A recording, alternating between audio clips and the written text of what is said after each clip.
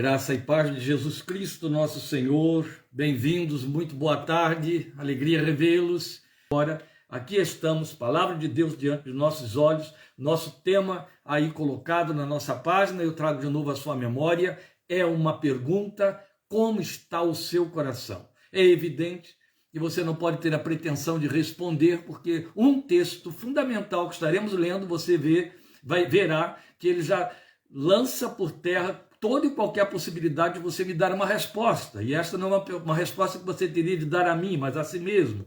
Como está o seu coração? Não pretenda responder, porque você não tem essa resposta. A Bíblia vai provar a você que você não tem essa resposta. Mas coração é o nosso assunto sério de hoje.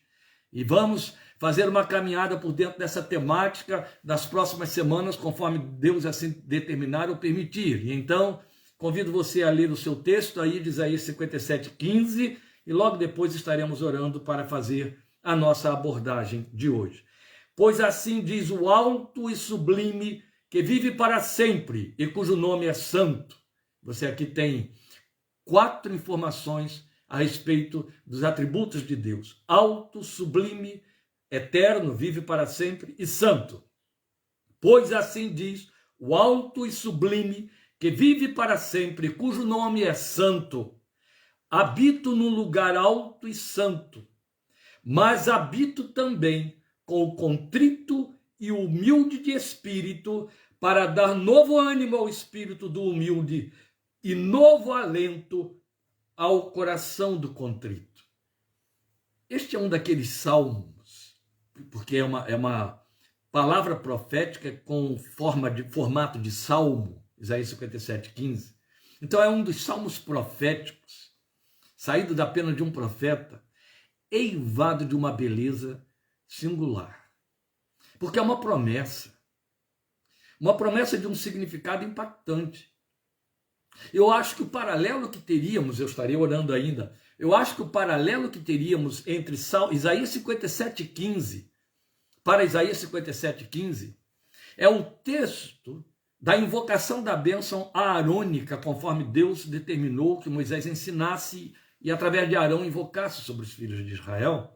Quando o texto da bênção aarônica diz: o Senhor levante sobre si o seu rosto. É disso que estamos falando aqui, o texto de Isaías 57:15. Porque Deus mesmo está assumindo: eu sou o que habito num alto e santo lugar, mas também habito com o quebrantado e humilde de espírito, para renovar o coração do contrito. Teremos um texto ainda que corre junto deste, com mais elucidação, mais para frente, conforme avançarmos na nossa meditação. Vamos falar com o alto e sublime, que se inclina para corações humildes. E, na verdade, quando dizemos vamos falar com o alto e sublime, que se inclina para corações humildes, temos a pretensão de que nossa palavra de oração seja mais do que um gestual, seja uma consciência plena que temos de nos humilharmos diante do Deus que é santo, eterno, alto e sublime. Vamos falar com ele. Estamos diante de ti, meu Deus, e só ousamos estar diante de ti por causa da graça, por causa de Cristo Jesus, da presença do teu Espírito, obra da graça, habitando em nossos corações. Sabemos, e hoje estará isso ainda mais provado diante de nós, que em nosso coração não habita bem algum, a não ser o teu Espírito. Que o nosso coração não fornece, não produz nada de bom por si mesmo. Não for a graça, não for a presença do teu Espírito dentro de nós. E tudo aquilo que nos caracterizava como filhos da desobediência, filhos do mundo, filhos de Adão, continuaria nos levando para os caminhos de rebeldia e de vivermos contrários à santidade da tua vontade e ao teu propósito. Foi a graça que nos alcançou e nos deu um coração novo. Foi a graça que botou uma vida nova e nos deu um homem interior renovado, um novo nascimento pelo Espírito Santo de Deus. E a garantia que o nosso coração tem de permanecer diante de ti e de se santificar diante de ti é a habitação do teu Espírito nele e o alimento que ele ingere na tua palavra. É esta palavra diante da qual também nos curvamos agora, que rogamos: comunica pelo teu Espírito ao nosso coração a nossa fé, a fé no coração de cada um dos teus filhos que se aproxima desta ministração, tanto agora, presentemente, ao vivo, quanto os que se chegarão depois, os que virão nos outros dias. Mas permite que esta palavra encontre lugar e fale, ensine, elucide os corações, atraia, esclareça, santifique, transforme e liberte para o louvor da glória de Cristo Jesus. É no nome dele que rogamos que nos ministres e conduzas na reflexão sobre estas coisas para o louvor de tua glória e por misericórdia, por Cristo Jesus Senhor e por amor de teu nome. Amém. Amém. Meus irmãos, há um outro texto que eu quero colocar já de imediato junto do texto de Isaías 57:15 que acabamos de ler. O texto de Isaías nos traz esta informação nada pequena. Ela é aquele tipo de mensagem, aquele tipo de promessa que tem que levar o nosso coração a se render e a se curvar. Porque corremos um risco de extremo perigo espiritual, de nos permitirmos altivez espiritual, presunção espiritual, espiritualidade presunçosa, e elas existem. Os altivos, os espiritualmente soberbos, eles são explícitos, eles são transparentes, eles não se dão conta disso, mas qualquer pessoa que com eles esbarra, dá de cara com essa altivez. No momento eles conseguem seduzir, impressionar, fazer as pessoas que esbarram com eles pensar que são grandes autoridades espirituais, que têm aval de Deus para o que bem entender. Eu me lembro bem de um pastor aqui do interior de São Paulo, que uma vez me disse isso de forma afrontosa dentro da minha casa: eu tenho aval de Deus para o que eu tiver de fazer. E eu pensei, eu só conheço um outro semelhante a ele, Satanás. Pensava que tinha o aval de Deus para tudo quanto quisesse fazer. Quando o homem, o crente, ele chega a esse nível, ele é como uma torre de Babel, só existe um caminho para ele, vir abaixo. E a Bíblia diz isso, que Deus resiste ao soberbo, mas dá graça ao humilde. E aqui estamos ouvindo falar onde a humildade se manifesta, no coração. Então, quando você ouve a promessa de Deus dizendo: eu sou alto e sublime, mas a despeito do lugar que eu ocupo, a despeito desta posição que eu tenho, dessa santidade que faz separação entre mim e vocês, eu me permito habitar no coração que se humilha diante de mim, no coração dos homens pequenos, frágeis, quando se reconhecem como tais. Coração arrependido, coração quebrantado e contrito fala de coração arrependido, meus queridos. Então é sublime demais você ouvir que esse Deus, diante de quem não poderíamos nos chegar a não ser com aqueles ai de mim de Isaías, ele chega para nós e diz: olha, eu sei quem eu sou e onde eu estou, mas eu assumo que eu ocupo um lugar dentro do seu coração, quando esse coração está quebrantado e contrito, a despeito de sermos quem somos. Um outro texto que é uma palavra de ordem, uma palavra apostólica, Colossenses 3:23, que se impõe sobre nós como uma regra espiritual para a nossa existência, amados, para a nossa existência. Nós temos um mau hábito perigoso, muita gente vive mal na fé, muito crente. Eu quando falo muita gente, eu estou me referindo aos cristãos. Muito crente vive mal a sua vida espiritual, a sua vida do dia a dia, por fazer uma dicotomia entre vida espiritual e vida secular. Então ele pensa que vida espiritual é aquilo, é o momento em que ele pega a Bíblia, ele ora, ele canta ou ele vai a uma igreja. E, na verdade, só temos um caminho e uma vida. Tudo na nossa vida é espiritual. Não importa quão secularizado e onde você esteja realizando o seu devir. Você é um ser espiritual. E Deus participa dessa sua vida. Então Paulo chega para mim e para você, dando uma orientação bem clássica, em Colossenses 3:23, e ele diz assim: tudo o que fizerem, façam de todo o coração, como para o Senhor, e não para os homens. E aqui nós todos ficamos amarrados, uma malha espiritual da qual a gente não consegue sair, e nem tem por que sair. Percebe que a amarração é tremenda, ela compromete e até impacta, e não impacta pouco. Porque Paulo fala de tudo e de todo. Tudo que fizerem, façam de todo o coração. Então não é meia coisa de todo o coração e nem tudo de meio coração. É tudo de todo o coração, para o Senhor e não para os homens. Não importa quem esteja do outro lado do balcão, entende? A verdade é que é tudo de todo o coração para o Senhor, como se estivesse fazendo para o Senhor, ainda que esteja fazendo para com os homens. Jesus trabalha isso. E com palavras ainda mais comprometedoras. Quando ele fala de ter recebido roupa, visita, pão, água, visitado quando estava preso. E aí os que estavam à sua volta, ou pelo menos dentro da sua parábola, ele coloca essas palavras na boca de interlocutores. Quando foi que tu estavas preso e fomos ver-te, estavas com fome e te demos de comer, estavas com sede e te demos água, estavas nu e te vestimos? E aí o Filho de Deus disse, quando vocês fizeram isso a um destes meus pequeninos irmãos, a mim fizeste. Olha aí, façam como ao Senhor e não aos homens. Outro tanto nós vamos ter o texto de Hebreus, nada menos do que magnífico, nos dizendo, no capítulo 6, versículo 10, que Deus não é injusto para se esquecer do nosso trabalho de amor que para com o seu nome mostramos enquanto servimos e ainda estamos servindo aos santos. Ei, é muito comprometimento.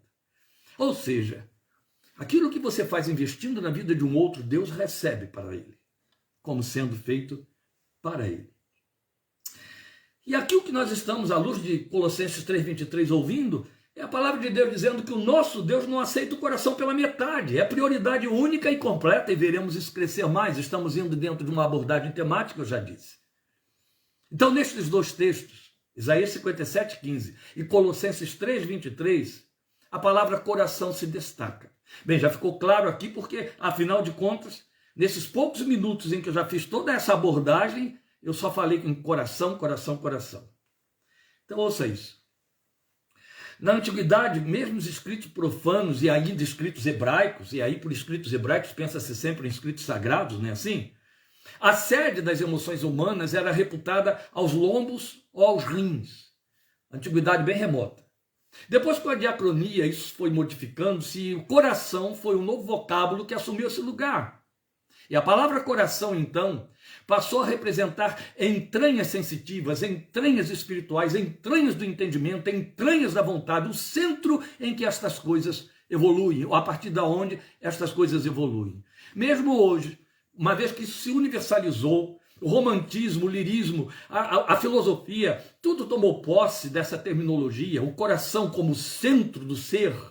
E a Bíblia no Novo Testamento ainda dá uma outra linguagem, estaremos vendo quando abordarmos aí a próxima minuta, o homem interior, já vimos isso quarta-feira passada também, o homem interior. Sempre que a Bíblia fala disso, e sempre que você pensa em coração, canta uma música que fala de coração, seja evangélica ou não, lê alguma coisa sobre o coração, ou então você pensa, mas o meu coração sente desse jeito. Você pensa no órgão, porque na verdade, quando esse conceito universal humano para apontar para a sede da vontade, da sensibilidade dos homens, fala em coração, está falando daquilo que nos leva para o lado de dentro, está falando do nosso interior. Daí a linguagem, então, mais apropriada no Novo Testamento, ser homem interior.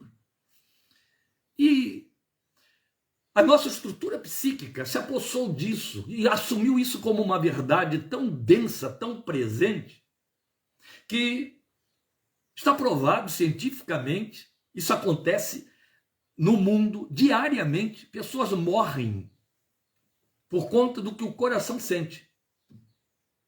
Você já ouviu falar muitas vezes de pessoas morrerem de emoção, infarto fulminante, não é assim?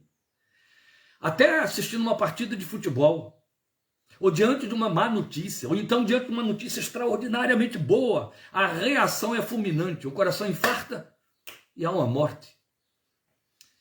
E a gente sabe que, e a gente usa muito essa linguagem, quando há uma tristeza, há uma angústia ou muita alegria, o meu coração está alegre. Temos um cântico belíssimo, uma poesia muito bonita no cantor cristão, os batistas cantavam muito, como estou contente, feliz meu coração, porque Jesus, meu mestre, ouviu minha oração.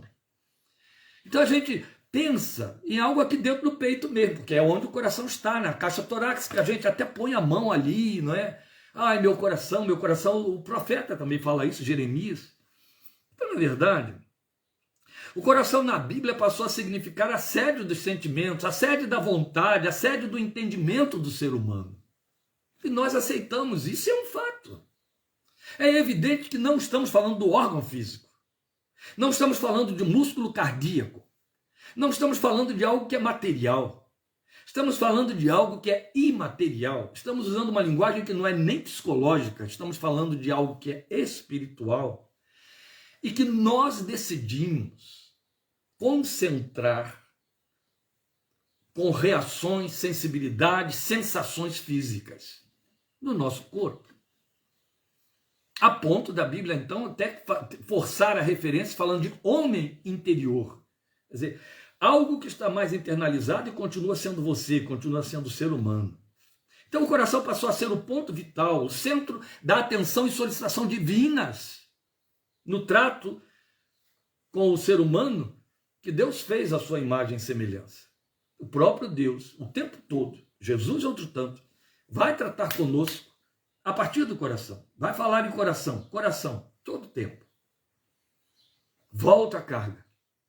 Não se deixe confundir aqui, não se deixe atrapalhar por essa linguagem, essa figura de linguagem, ou o impacto dessa metáfora para ficar pensando no órgão físico. Mas pense no seu ser interior, como sendo esse coração a que a Bíblia se refere, a palavra de Deus se refere. Então é na Bíblia, como palavra de Deus, que nós aprendemos a dar ao coração o lugar que lhe cabe, a discerni-lo, a vê-lo sob um domínio espiritual que o coloca muito acima dos valores que lhe são atribuídos pela linguagem lírica, muito acima.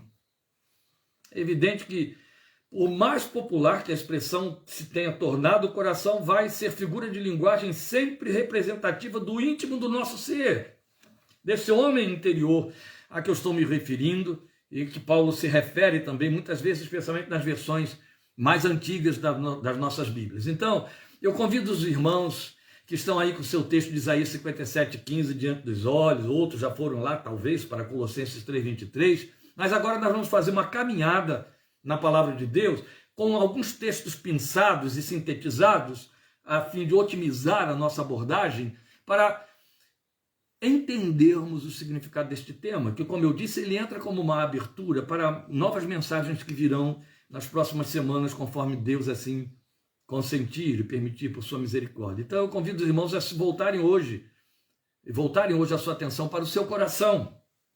Esse é o momento.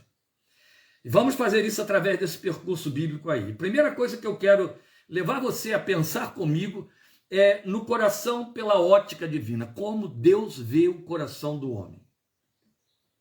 Eu já quero lembrar a você de imediato o que Deus disse a Samuel na casa de Davi, na casa do pai de Davi. O Senhor chega para Samuel e o surpreende dizer: olha só, Deus não vê como vê o homem. O homem vê o exterior, mas Deus vê o interior. É evidente que ali a linguagem exterior se referia à ótica de Samuel, olhando os filhos de Jessé pelo lado de fora. Mas quando o Senhor diz através de Samuel que Deus vê, o homem vê o exterior e Deus vê o interior, ele está falando do coração, e esse exterior que o homem também vê, também é uma visão exteriorizada do coração que nós temos. A nossa visão do coração é, no máximo, meus queridos, guardem isso, no máximo psicológica. Nós não temos uma capacidade inerentemente nossa de contemplarmos o coração pela ótica espiritual. Precisamos da Bíblia para poder termos uma visão e leitura espiritual do nosso coração. Mas psicologicamente nós o lemos, psicologicamente nós o entendemos, e ele nos lesa porque ele continua cumprindo um lugar que ele ocupa e que a visão de Deus mostra para nós bem de perto. Então veja, é a primeira mensagem que eu quero passar para você, da ótica divina a respeito do seu coração e do meu. O que ele diz está em Jeremias 17:9. Enganoso é o coração, mais do que tudo, mais do que todas as coisas, diz a versão que eu estou usando. Esta é uma palavra pesada. Esta é uma palavra a qual a nossa mente resiste. E aí temos um substrato de rebelião. Ainda subsídios da rebelião adâmica. A resistência que oferecemos à palavra de Jeremias 17:9. O ser humano detesta pensar que ele não se conhece. A maior pretensão humana, e daí a queda, é achar que se conhece e que se garante. É onde vem altivez, soberba, orgulho, tudo aquilo que pertence ao perfil de Satanás, de Lúcifer. Enganoso é o coração, diz Deus. E ele é, mais do que todas as coisas, ele é enganoso. E ele é desesperadamente corrupto.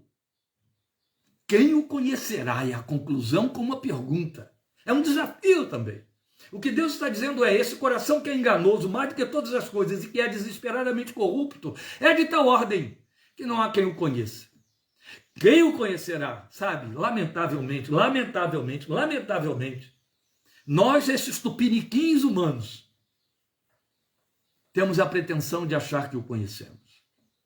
É raro você encontrar alguém que assuma, eu não me conheço. Mas a palavra de Deus está afirmando que não há quem o conheça.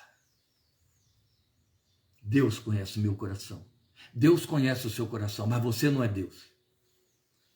O que ele está dizendo é que você não conhece seu coração. Por isso que é importante demais atentar a um outro texto que veremos daqui a pouco mais, Provérbios 4, 23, em que o Senhor diz que sobre todas as coisas devemos guardar o nosso coração, porque o texto de Jeremias está dizendo que o nosso coração é mais enganoso, enganador do que todas as coisas. Engana mais do que todas as coisas. Isso é muito sério. Ora, se Deus afirma que somos incapazes de conhecer o nosso coração e logo de poder confiar em nosso próprio coração, incapazes, se eu não conheço, eu não posso confiar nele, como nós pretendemos confiar no coração de outros? E a quem eu faço? Se eu não conheço o meu, como eu posso ousar conhecer o do outro e confiar no outro? O próprio Jeremias, aí neste texto do capítulo 17, já tinha dito, maldito o homem que confia no homem. E por maldito aqui significa ele só vai de mal a pior, se ele confia no homem. Se ele confia nas promessas do homem, nas posições do homem, coisas por aí. Nós estamos às vésperas da eleição e você sabe, político trabalha com promessa, né? São os santos visíveis. Fazem muitas promessas. O problema é que as pessoas acreditam nas promessas dos políticos e por isso votam neles. Mas preste atenção, a Bíblia é clara quando ela diz que maldito é o homem que confia no homem. Porque, na verdade, se o meu coração me engana, imagine se o outro vai me convencer, o coração do outro. São coisas sérias. O que nós estamos fazendo hoje aqui é uma reflexão muito séria e grave a respeito de nossa natureza interna, para que não nos iludamos e não sigamos pelo caminho da altivez, que tem um encontro marcado de confronto com a santidade de Deus. A altivez, a soberba, tem uma rota de colisão com a resistência divina. Este é um caminho por onde eu não quero ir e você não deve querer ir. O resultado nunca é bom. Em todos os tratos de Deus com os homens na Bíblia, nunca foi bom o resultado de Deus com a soberba humana. O resultado nunca foi bom para o homem. Nunca foi bom. Mas eu vou continuar mostrando a vocês aí o coração sob a ótica divina. Agora é Jesus quem vai falar, como Jesus vê o coração dos homens. Foi ele quem disse, Marcos 7, de 21 a 23. Pois do interior do coração dos homens vêm os maus pensamentos, as imoralidades sexuais, os roubos, os homicídios, os adultérios, as cobiças, as maldades, o engano, a devassidão, a inveja, a calúnia, a arrogância e a insensatez. Todos esses males vêm de dentro e tornam o homem impuro. Meus irmãos, se nós pararmos em cima de Marcos 7, 21 a 23, em cima dessa declaração tão pesada do Filho de Deus, teremos que minimamente estremecer, porque Jesus não está dizendo que do coração do homem pode vir uma ou outra dessas coisas. Não. Ele está afirmando que do interior do coração do homem vem essas coisas todas. Todas elas estão aí dentro do nosso coração. Maus pensamentos, imoralidades sexuais, roubos. Eu nunca roubei. Homicídios. Eu nunca matei. Você lembra de Jesus dizer que quem olha para uma mulher com intenção de desejá-la, no coração já adulterou. Existem os homicidas nos sonhos e desejos, mas vamos passar adiante. Ele fala que adultérios vem do coração, cobiça vem do coração, maldade vem do coração, engano vem do coração, devassidão, inveja, calúnia, arrogância, insensatez. Em nenhum momento a palavra de Deus está dizendo, nem em Jeremias 17:9, nem em Marcos 7, de 21 a 23, que Deus está dizendo, vai se fazer o quê, não é? Vai se fazer o quê? Seu coração é assim mesmo. Não, não. Muito pelo contrário. A palavra de Deus diz que o homem purifica o seu coração, observando pela palavra do Senhor. É observando pela palavra do Senhor. A palavra do Senhor, Jesus já disse isso, limpa. Vocês já estão limpos pela palavra que lhes tenho falado. E ela limpa o quê? O coração. Paulo escreve a Tito e diz que é uma lavagem regeneradora que o Espírito Santo faz. Entende por quê? Você que está acompanhando os estudos de Efésios nas minutas das quartas-feiras, a palavra de Deus nos diz que Deus se garante, está lá em Efésios capítulo 1, versículos 13 e 14, colocando o Espírito do Filho dentro do nosso coração. Se o crente não puder ser a habitação do Espírito de Deus, desgraça total, ele continua sendo o que ele sempre foi, se enganando apenas por conta de conversões e sensações psicológicas, ou sensações de conversão psicológica. Só isso. É só uma questão de tempo para que toda a miséria venha para fora. Então, ao fazer alguém nascer de novo, ao receber alguém junto à cruz, o que Deus faz para garantir que esse filho seja dele, e o tema, e o sirva, e o honre, é pôr o seu espírito dentro do seu coração. Daí a autoridade e a liberdade com que o apóstolo Paulo pôde exortar a mim e a você naquele texto de Colossenses 3:23 que lemos.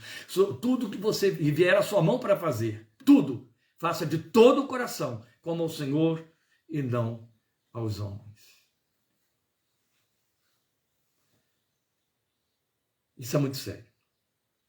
Continuando nessa visão, na ótica divina a respeito do nosso coração, nós vamos ter também Jesus falando em Mateus 12:24. Esse texto se repete em outros evangelhos, nos sinóticos. Mas em Mateus 12:24 é de onde eu tiro essa sentença do Filho de Deus sobre o coração, quando ele faz uma exortação aos que o ouvem, dizendo, raça de víboras, como podem vocês que são maus dizer coisas boas?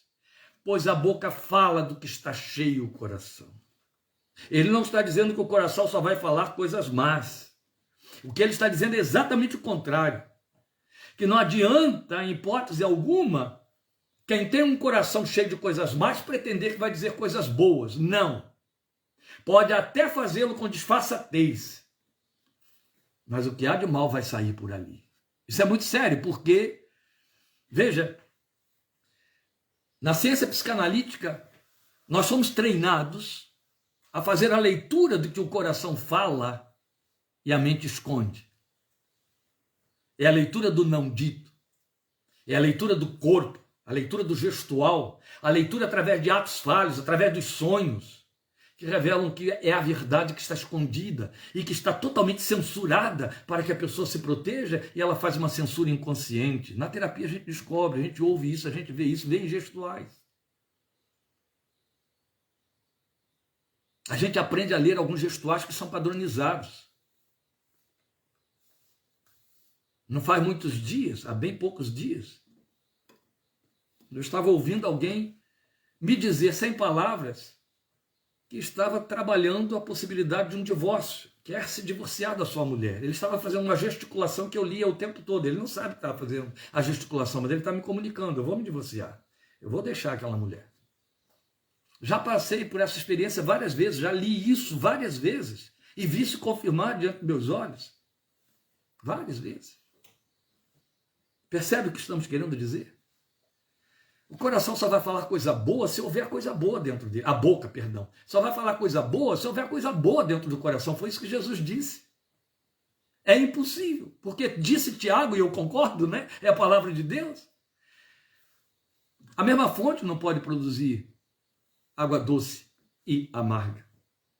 Ou é uma ou outra coisa. Então, se o coração fala, se a boca fala do que o coração está cheio, desculpem, está trocando, se a boca fala do que o coração está cheio, o que está lá dentro, é só o que vai sair. É só uma questão de oportunidade, de estímulo. Cair da resistência, o que está lá dentro é que vem para o lado de fora. As palavras que matam, as palavras que ofendem, as palavras que ferem, que denigrem, as palavras que jogam para baixo, as palavras que exaltam, que põem lá em cima, que edificam. Por isso, somos exortados em Efésios a não deixar que saia da nossa boca nenhuma palavra torpe, quer dizer, nenhuma palavra que tenha fedor de peixe podre. É isso que significa a palavra torpe no texto de Efésios. Não saia da vossa boca nenhuma palavra torpe, a não ser a palavra que vá produzir graça e edificar quem a ouve. Então aí está o texto de Efésios dizendo desta possibilidade. Sim, Jesus também está dizendo, quando ele afirma que a boca fala do que o coração está cheio. Se o coração estiver cheio de graça, é graça que vai sair pela boca.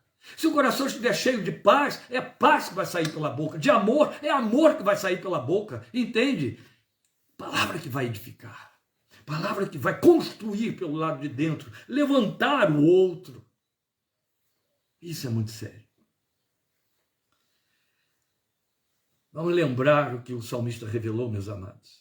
Ainda a palavra não me chegou à boca, e tu já a conheces toda. De longe entendes o meu pensamento. Deus vai na protoverbalização. Deus chega antes, ele vê a palavra desde a sua origem, quando ela começa a sair lá de dentro do coração. Isso vale, amados, prestem atenção, isso vale para os nossos momentos de oração. Não cometa a pretensão nunca, mude isso se você está viciado nisso, de achar que você convence Deus pelo que você diz. Cuidado com isso. É válido que você expresse diante de Deus, o nome disso é confissão, é adoração, é louvor. Que você expresse diante de Deus o que você sente, o que você deseja, o que você pense. Mas nunca se iluda achando que Deus se convence pelo que você fala, pela forma como você fala, que Deus se deixa impressionar pelo volume de emoções que impregnam aquilo que você está dizendo, que Deus entende o que você está dizendo tal como você pretende que Ele entenda. Ele olha o que está lá dentro. Ele ouve a voz interior. Ele botou o Espírito dele lá dentro para isso, para que ele interceda por você. Ele faça a tradução da sua oração aos ouvidos de Deus. E a Bíblia diz que ele entende a mente do Espírito. O Espírito, então, fala conforme Deus vai entender. Glória seja ao seu santo nome. É Romanos 8:27, nos trazendo esta bênção, 8:26, para mim e para você. Então, Deus conhece também o coração que é segundo o seu coração. Não vamos esquecer nunca disso, é um grande conforto para nós, quando lemos Atos 13, dizendo que Deus declarou que achou Davi, varão segundo o seu coração, que faria tudo o que lhe aprazia.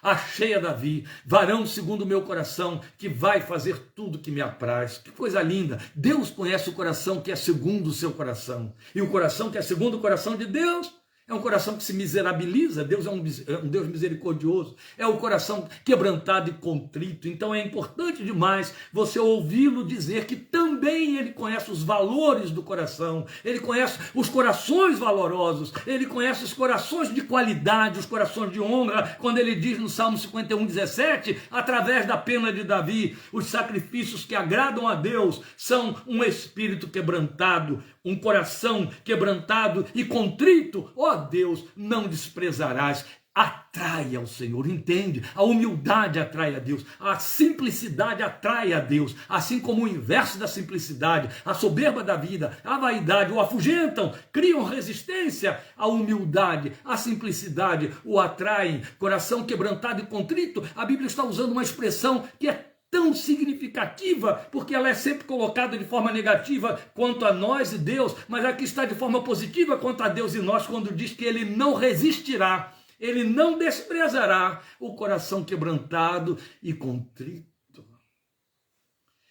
Esta é a razão, porque há mais eficácia na casa do luto do que na casa da festa. Você já deve ter lido esse texto e ficado sem entender. Há mais sinceridade ali na casa do luto.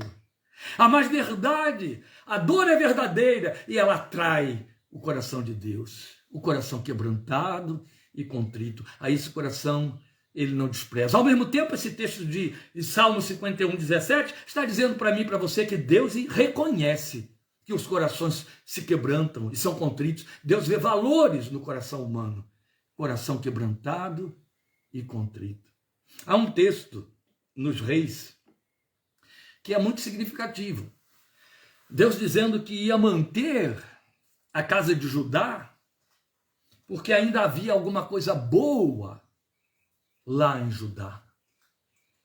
Ele encontra coisa boa que o atrai dentro desses corações perversos que são os nossos.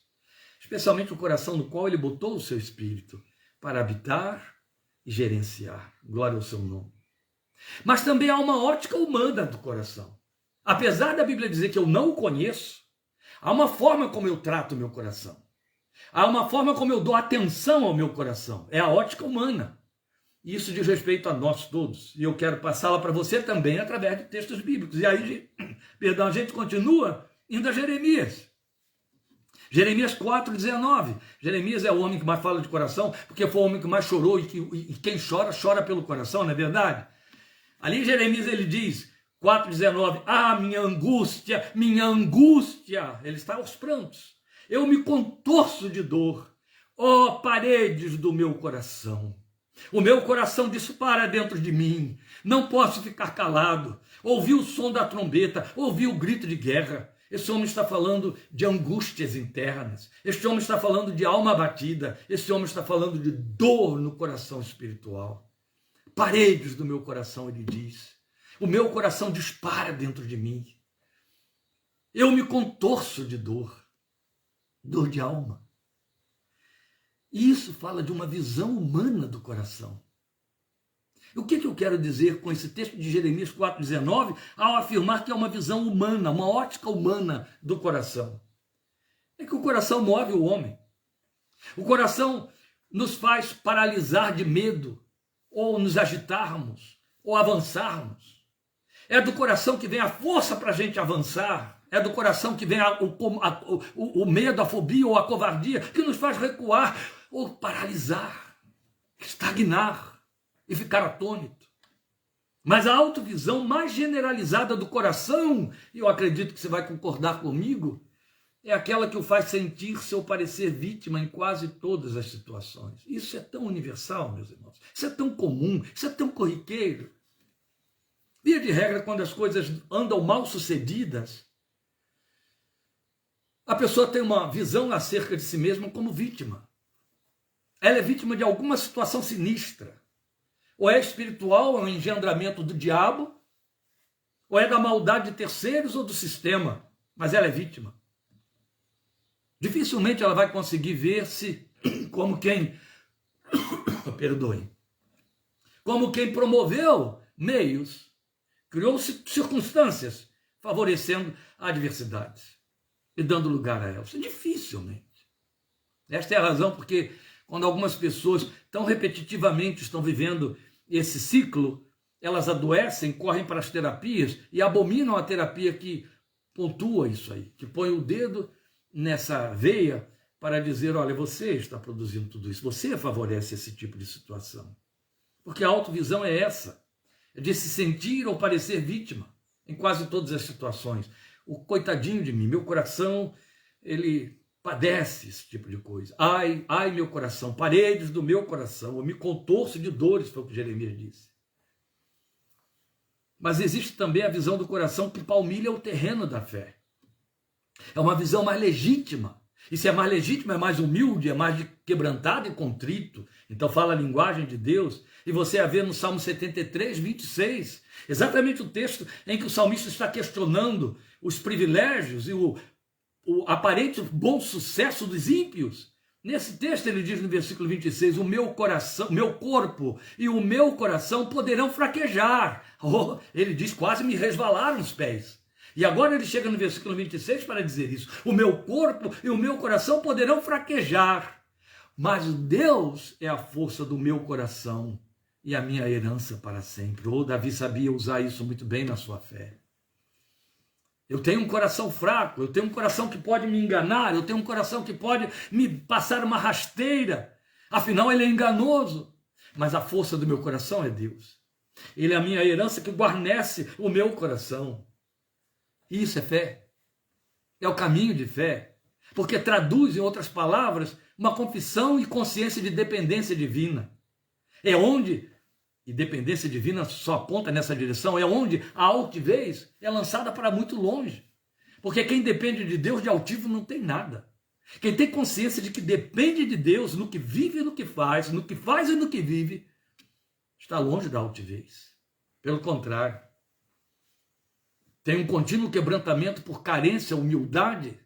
É belíssima essa linguagem nas palavras de Paulo, quando ele diz, a nossa suficiência vem de Deus. Estamos ouvindo isso de um homem que era superdotado intelectualmente e nas filosofias da sua época.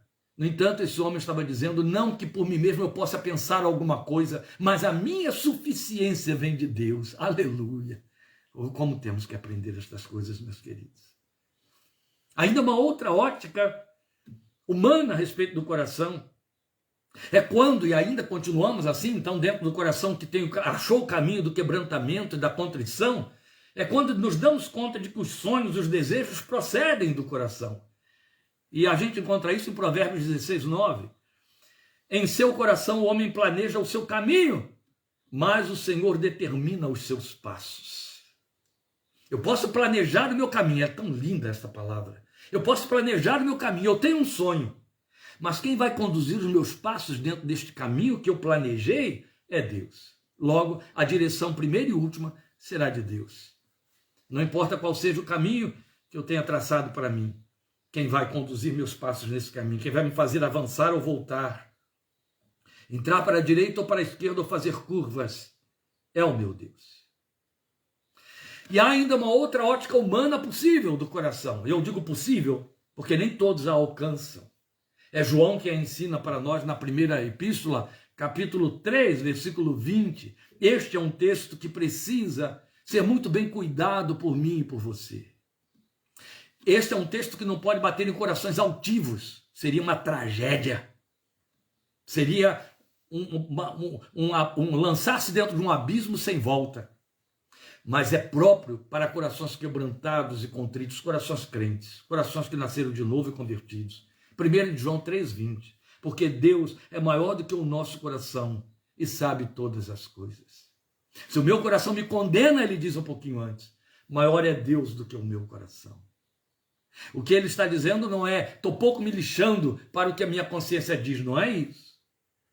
O que ele está dizendo é, se eu estou debaixo de cargas de culpas do passado, de falsas culpas, se eu estou adoecido na alma por conta de estar sendo levado a pensar no que fiz, no que fui e como fiz, se eu estou me autocondenando, se o meu coração está fazendo isso comigo, Deus é maior do que o meu coração. O seu perdão tem de me bastar, a sua graça tem de me bastar, tem de ser suficiente para mim, de maneira que eu possa descansar nele e deixar que ele seja Deus. Glória ao seu nome. E por último, e não pode deixar de ser por último por causa da hora, existe uma ótica devocional do coração. Se o tempo todo estamos falando aqui que o coração quebrantado e contrito atrai a Deus, é preciso estarmos atentos, para o fato de que o nosso coração tem um lugar todo especial na vida devocional. E nós precisamos ter essa ótica devocional do coração. Eu começo com o texto que eu já citei antes, e que eu disse que viria a ele agora, em Provérbios 4:23. É uma palavra que vem do alto para mim e para você. Sobre tudo que se deve guardar, guarda o teu coração, porque dele procedem as saídas da vida. Esse texto precisa ser muito bem entendido. Eu não preciso discutir nem para você, nem para ninguém, o significado de do coração procedem as saídas da vida. Eu acho que isso está muito explícito, somos pessoas suficientemente esclarecidas para entender. Por saídas da vida, sabemos que estamos falando do devir, das decisões. Aqui, o tempo todo temos dito desde o início que o coração é o centro ou a sede das vontades, do pensamento, dos desejos, não é assim? Saídas da vida. versões antigas, eu estou usando então a mais antiga, uma das mais antigas, para falar do texto de Provérbios 4, 23, é que vão dizer isso: dele procedem as saídas da vida, as decisões, aquilo que vai me levar a tomar caminhos talvez sem rumo, sem volta. Do meu coração vão proceder as saídas da minha existência. Quando o meu coração estiver no controle das minhas decisões, quando eu me tornar um ser responsável, eu vou decidir. Aí começam as saídas da vida. Então, o Senhor, o Espírito de Deus, através do escritor, em Provérbios 4, 23, nos faz um alerta sobre tudo que se deve guardar. Guarda o teu coração. E aí é onde eu digo, temos de entender isso. Porque se eu não precisei, e ainda acabei pretendendo ir lá, explicar muito o significado de procedem saídas da vida do coração, o que você pode entender por tudo que se pode ou se deve guardar? O que você guarda? Você guarda aquilo que você quer que funcione bem, que ninguém avance, que ninguém roube, que ninguém polua, contamine. Você guarda a vida de um filho, você guarda a vida de um cônjuge, você guarda a vida da pessoa que você ama, você guarda o seu bem, você guarda o seu propósito, você zela pelo que você construiu, pelo que você fez, você guarda, você mantém uma vigilância, você mantém um cuidado, você alimenta, você preserva, você está guardando. O que estamos ouvindo o Espírito de Deus dizer é: sobre tudo, acima de tudo que você pretenda guardar, invista seus esforços e energias para preservar, guarda o seu coração. Guarda o seu coração. Como purificará o homem o seu coração? Lembra deste salmo? Observando conforme a tua palavra. Esta é a forma de guardar o coração. Quando falamos de guardar o coração, estamos falando de não deixar que certas coisas o invadam, que poluem, que influenciam, que produzem respostas. Eu li um livro secular, escrito para vendedores, que foi amplamente divulgado pelas grandes montadoras dos Estados Unidos, Volkswagen lá nos Estados Unidos, Volkswagen, mas dos Estados Unidos, e a Ford, e tantas outras que havia na época. Eles compraram esses livros aos milhares e colocaram um na mão de cada um dos seus vendedores e mandaram que lessem o livro todo. Eu não vou citar o título do livro, eu não desejo muito que você vá nele não, mas ele é um livro muito bom para vendedor. E uma coisa que o autor dizia ali com muita ênfase é sobre a mente, aí o coração, que aquilo que entra é o que sai. Ele disse, com outras palavras, ele disse assim: se lixo entra, lixo sai. É preciso guardar o coração por causa dos lixos que o invadem. Por isso Jesus nos ensinou em João capítulo 13 que devemos lavar as fuligens, as sujeiras ou os pés uns dos outros. Porque há aqueles que nem sequer se dão conta de que seus pés estão sujos por sua caminhada no mundo. E há aqueles que estão com o coração devassado, aberto. É como o salmista diz no Salmo 81, o javali da terra devasta, tiraram as cercas, permitem tudo, e aceitam tudo, não discernem nada. Crentes, cujo coração teria que ser guardado, está aberto para ser avassalado por todas as ideias, por aquilo que polui, que eles ouvem no seu ambiente de trabalho, diante da tela da televisão, e especialmente agora, durante esse período de propaganda política nefanda. Aceitam o que vem, creem no que vem e ainda repetem. Cuidado. Cuidado com o que entra no seu coração, porque vai sair pior do que entrou. Guarda o seu coração, porque dele procedem as saídas da vida. Guarda-o com a palavra de Deus. Guarda-o com vigilância e oração. E Jesus foi muito claro quando nos mandou orar e vigiar, vigiar e orar. Estas duas coisas precisam caminhar juntas, são duas disciplinas espirituais indispensáveis. Não basta orar, é preciso vigiar. Não basta vigiar, é preciso orar. Vigilância e oração. O nome disso é santificação consciente, santificação pessoal. O mundo é mundo e você habita no mundo, embora não seja dele. Então seu coração precisa ser guardado. Guarda, porque o que vem polui, o que vem contamina, e o que contamina sai e contamina o homem, Jesus já disse. Isso é muito sério. É muito sério, amados. É muito sério. Sobre tudo o que você guarda com zelo e cuidado, guarda o seu coração. Tenha cuidado de guardar o seu coração. Todas as reações da vida e as influências que você vai exercer sobre os seus procederão dele, com toda certeza. Não é só. É que o coração acaba estabelecendo um status quo. Ele acaba definindo, em termos de caráter, quem e o que você é. E você passa a crer nisso e entrar naquele complexo de Gabriela. Nasci assim, fui sempre assim, é assim que eu sou. Muito sério. E ainda, nessa ótica devocional do coração, nós temos um apelo que vem do coração de Deus e que ainda Jeremias, é sempre Jeremias, percebe quanto que há de coração em Jeremias e de exortação ao coração em Jeremias.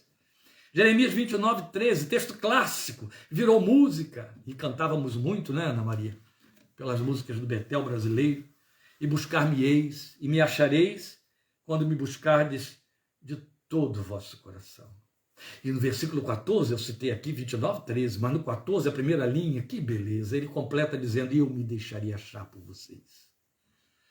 E me buscarão e me acharão quando me buscarem de todo o coração. E percebe o todo de novo aqui? Aquele todo de Colossenses 3, 23, ele volta a carga em Jeremias 29, 13. É de todo o coração, não é meio coração, Deus não aceita metades. Quando vocês me buscarem de todo o coração, vocês me acharão porque eu me deixaria achar. Isso é belo, isso é belo. É belo demais. Eu sei que você já conhece todas as ilustrações que eu uso para esclarecer isso aí. Eu não vou cansar você repetindo, mesmo porque não temos tempo. Mas pense nisso. Deus se deixa achar quando está sendo buscado pelo seu coração. Saiba de uma coisa, querido e querida. É o coração que move você a fazer as buscas. Estamos falando de desejos. Em que direção o seu coração leva você? Em que direção? Aliás, eu tenho perguntado por observação muito isso nos dias de hoje a Deus em oração. Senhor, o que o coração da igreja que está no meu entorno está buscando nos dias de hoje? O que a move? O que a fascina? Em que ela está pensando e falando dia e noite? O que ela está buscando? Por último, eu quero colocar para você Mateus 22, 37, ainda o coração na ótica devocional. É quando o Senhor Jesus, fechando tudo, diz assim para mim e para você, ame o Senhor, o seu Deus, de todo o seu coração, de toda a sua alma e de todo o seu entendimento. Olha o todo aqui de novo. Ame de todo o seu coração. E aí eu vou ler alguns textos para fechar, que mostram as possíveis respostas minhas e suas a exortações desse naipe. A primeira delas está em Salmo 119, 80, o maior texto da Bíblia. No Salmo 119, 80, o salmista desejou, e esse tem de ser o meu e o seu desejo. Seja o meu coração íntegro para com os teus decretos, para que eu não seja humilhado. Quando o crente está fora da palavra de Deus, ele sofre humilhações desnecessárias.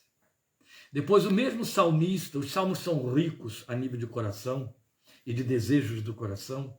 No Salmo 28, versículo 7, ele faz esta declaração, o Senhor é a minha força e o meu escudo. Nele o meu coração confia. Olha o coração no caminho da fé. E dele recebo ajuda. Meu coração exulta de alegria e com o meu cântico lhe darei graças. Que lindo. São as possibilidades plenas dos exercícios espirituais, das vivências espirituais a partir do centro do nosso ser. O coração que exulta de alegria e produz cântico que rende graças a Deus, porque confia, esse coração confia no Senhor e sabe que dele recebe ajuda. Depois, um penúltimo texto que eu deixo com você é Salmo 86, versículo 12, onde o salmista reforça aquilo que lemos um pouquinho antes no Salmo 28, 7. De todo o meu coração te louvarei, Senhor meu Deus, glorificarei o teu nome para sempre. Ele sabe que é todo, de todo o meu coração eu te louvarei. Não vou levar nada junto, Deus, não vou deixar nada competindo. vai ser só o coração te louvando, sem estar dividindo com nenhuma outra situação ou coisa. É isso que ele quer dizer, com de todo o meu coração te louvarei. E por último, a oração que me resta fazer diante de tudo isso, e que resta você a fazer diante de tudo isso, que está no Salmo 139, 23, também pode ser no 139, versículo 1. Sonda-me, ó Deus, e conhece o meu coração. Prova-me e conhece as minhas inquietações. O coração que confia no Senhor não teme. O coração que confia no Senhor pode chegar diante de Deus e dizer: sonda-me, conhece esse coração. Vê se há em mim algum caminho mau e guia-me pelo caminho reto. Sonda-me, ó Deus, conhece o meu coração e apaga de dentro dele os pecados ocultos. O salmista também orou desse jeito no Salmo 32. Amém? Faça esta oração, Senhor. Eu vou fechar com ela. Eu vou fechar fazendo com você esta oração nesse momento. E eu convido você a fazer esse momento de oração à luz do Salmo 139, 23. Vamos orar juntos diante do Senhor e dizer isso a Ele. Ele quer ouvir isso de mim e de você. Sonda, meu Deus, o coração. Sonda e conhece o meu coração. Vê os caminhos que há dentro dele. Leva-o por dentro de caminhos retos. Afugenta dele as malignidades oportunistas escondidas, aguardando estímulos que as justifiquem.